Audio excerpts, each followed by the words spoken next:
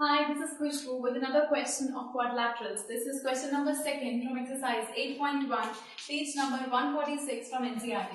This says if the diagonals of a parallelogram are equal, then show that it is a rectangle. अगर parallelogram की diagonals equal हैं, तो आपको उसको rectangle prove करना है. तो suppose हमारे पास ये figure है, अगर मैं इसको rectangle की तरह ही बनाऊं, so हमें ये गिवन है कि सपोज ये पैरेललोग्राम है, उसकी डायगोनल्स इक्वल है, तो इसे रेक्टेंगल प्रूव करना है. तो हमें गिवन है that ABCD is a parallelogram. Parallelogram का मतलब होता है opposite sides are equal, therefore AB equal होगी CD के, बिकॉज इस AB के सामने साइड A है, और BC इक्वल होगी AD के. BC इक्वल है AD के, और वो कह रहे हैं कि diagonals are equal. Diagonals equal है मतलब AC ये डायगोनल है और BD ये इक्वल है. AC इक्वल दी हुई है BD के. हमें प्रूव करना है ABCD is a rectangle. ABCD is a rectangle, जिसका मतलब होता है कि ऑपोजिट साइड्स इक्वल करनी है, मतलब AB इक्वल टू CD और AC इक्वल टू BD, और हमें कॉर्नर एंगल्स को 90 लाना है. सारे वाले जितने भी एंगल्स हैं बाहर के, ये सब एंगल B इक्वल्स 90. सो ये हमें प्रूव करना है. सो प्रूफ, अगर हम ट्राइंगल्स ले, यहां पर एक ट्राइंगल अगर हम ये वाला लें ABC,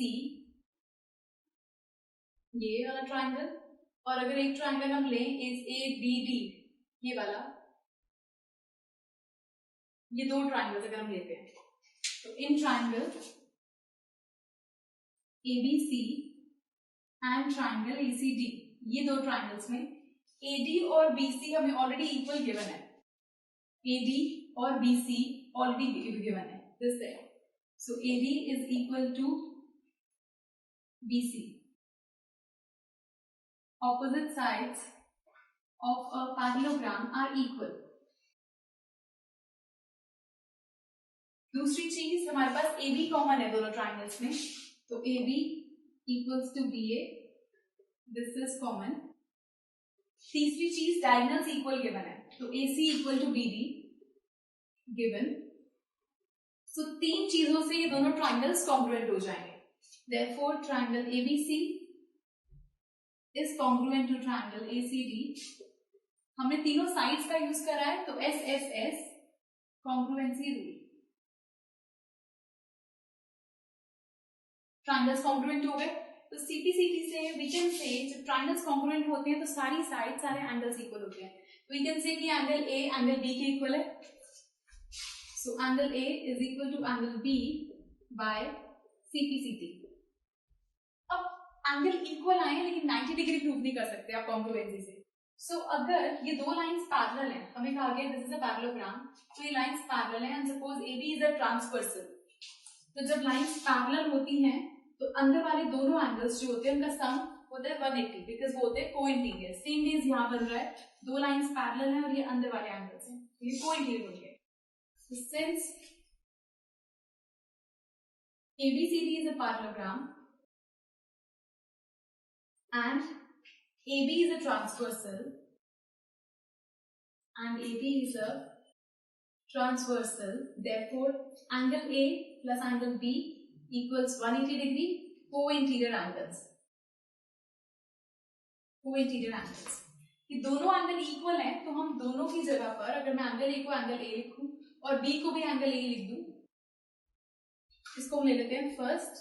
तो रीजन दे देंगे फ्रॉम फर्स्ट. तो ये हो गया twice of angle A equals 180. तो एंगल A इक्वल आ गया हमारे पास 90 डिग्री के. अगर एंगल A 90 है तो एंगल B भी 90 है, therefore angle B is equal to 90. और पैरेललोग्राम के ऑपोजिट एंगल्स इक्वल होते हैं, मतलब angle A is equal to angle C, B is equal to angle D.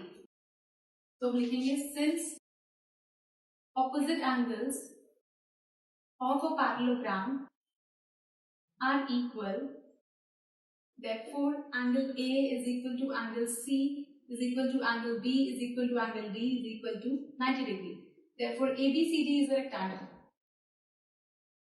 ABCD is a rectangle because opposite sides हमारे पास already equal थी और हमारे पास 90 degree के एंगल्स भी आ गए.